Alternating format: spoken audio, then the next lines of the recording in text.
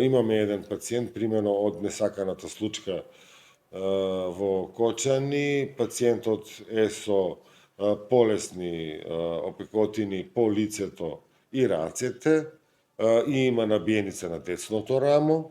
Стабилен е пациентот, контактибилен, мобилен, така да овде е на антибиотска analgetска терапија, му се надоместуваат течностите, така да пациентот е стабилен и мобилен. Да, веднаш во утринските часови, рани утрински часови, кога бев информиран за несаканиот случај во Кочани, веднаш службите на хирургија, анестезија и болничката аптека ги подигнав во приправност и ги удвоив со персонал, така да постојано бевме во приправност.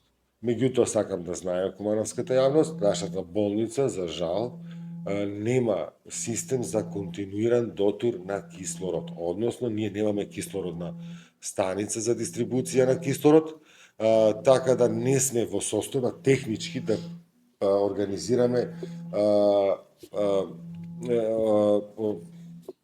како што има во ова 8 септември, ова државната болница или ова Мајка Тереза и Свети Наум Охридски, служба за продолжено одржување на живот во живот на пациенти со во животно загрозувачка состојба.